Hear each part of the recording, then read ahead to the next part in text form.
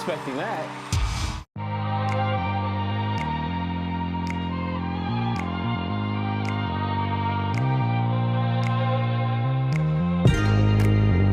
And welcome back to another Mr. Harris RYC YouTube channel, where we look at reaction videos, or we give a reaction video to singers and vocalists from a vocal coach perspective.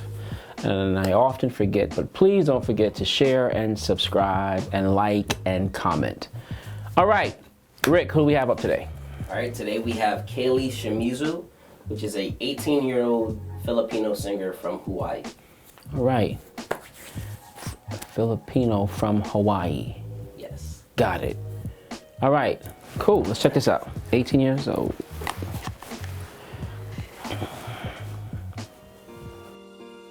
Once there was a way to get back home. Once there was a way to get back home. What? Do not cry. I wasn't expecting that. And I will sing a lullaby. God in slumber, feel your eyes. Smiles that make you when you rise.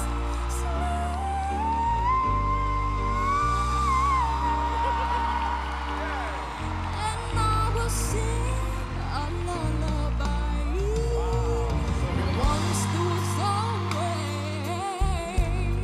to get back home. Once there was a way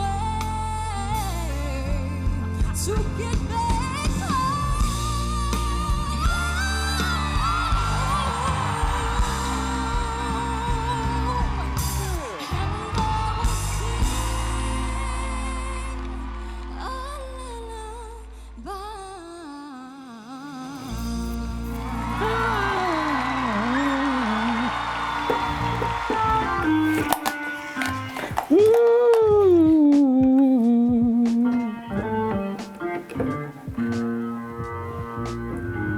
The D-bow.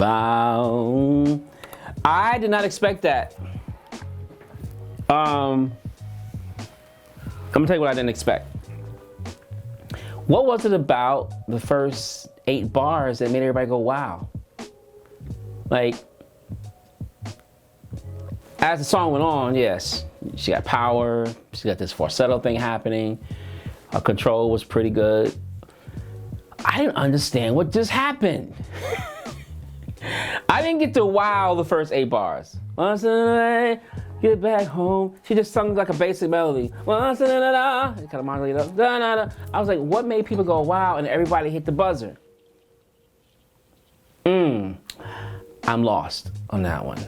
I ain't gonna lie, I'm a little lost. And y'all gonna have to help me out here, like, because I get it. They say in the first 3 seconds you can tell whether or not you like something or not. 1 1,000, 2 1,000, 3 1,000. I like that song, or I like the singer, right? You know, I get it. I like the singer the first 8 bars. I didn't love the singer the first 8 bars. I liked the singer the first 8 bars. I didn't love the singer the first 8 bars, and so I don't think I would have hit my buzzer the first 8. I would have waited until she got into some powerful stuff where she showed, you know, that falsetto whistling kind of singing that she did, that a lot of singers are learning how to do really well, that I can't do. You know, I would have then hit my buzzer and turned around and be like, yo, who is this amazing singer? But I don't get what just happened. But let's get past that. All right, we're done with that. You guys are gonna help me. I have an unpopular opinion. Oh, you do? Let's hear that. I think maybe because it's a competition, right? So depending on the talent that each of them have on their team, maybe they just don't have that who is up to her level. Even though she may not be the best, they're all kind of fighting just to get a specific sound or a specific person. I got it. I mean, I will say this, right? So like, as we look at the judges, maybe I don't know. I don't watch these shows enough. Maybe on my team, I've got some mature singers. I got some country singers. I got, and here it is. I could tell that she's a young teen. You could tell that in the voice. And maybe you're right, Rick. Maybe it's like, hey, I don't have a young teenager singer on my team. I'm gonna turn around for this. And I guess the quicker you turn around, you remember like you're the first one to turn around for me. So I'm like gonna try to be on your team. All right, that theory works for me.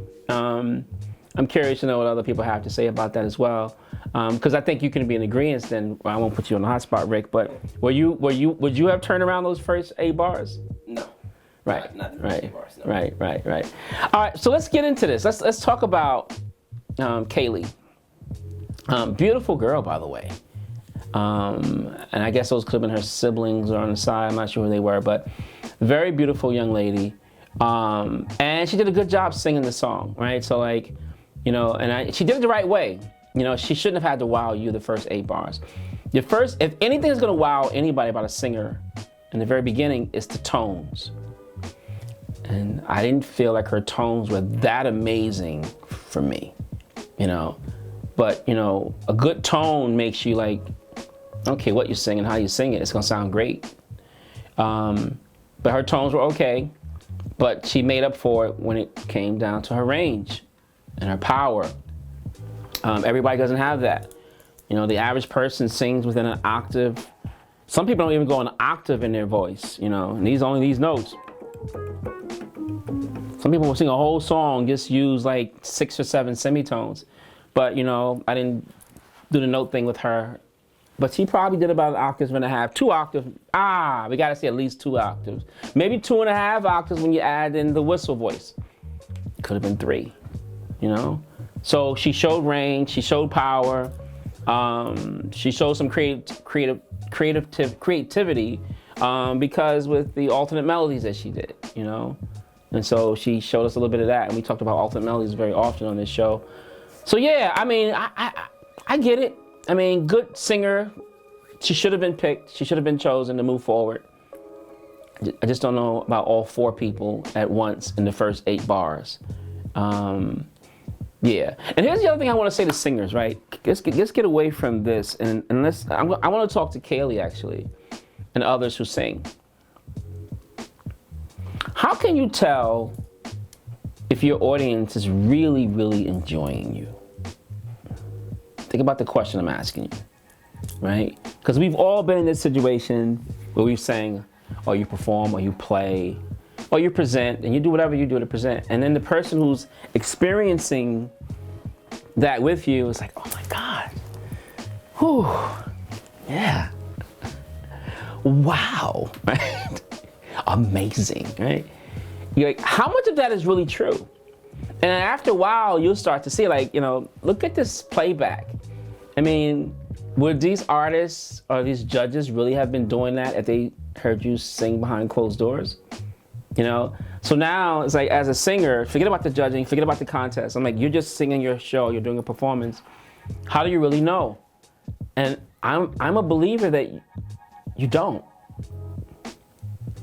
I think very often people can really thoroughly enjoy you. And I've seen it happen over and over. We've done shows and I think the audience was not feeling us.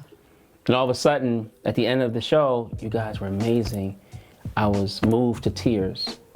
Or you know what, you sang this song and made me think about my childhood growing up when I used to da-da-da-da-da, boom, boom, boom. I was like, man, I would have never known that, how you just looked at us with a bland face. I've learned that everyone consumes creativity differently. Some of us are gonna give you these big smiles, we're gonna clap, we're gonna dance with you, and then some of us are gonna be within ourselves. And they're enjoying it just as much. Just their communication skills are not where they need to be. They're not communicating effectively for you to know. And as singers and entertainers and musicians, that's just how it is. The only person that has to get that interaction, I always say, is a comedian. A comedian.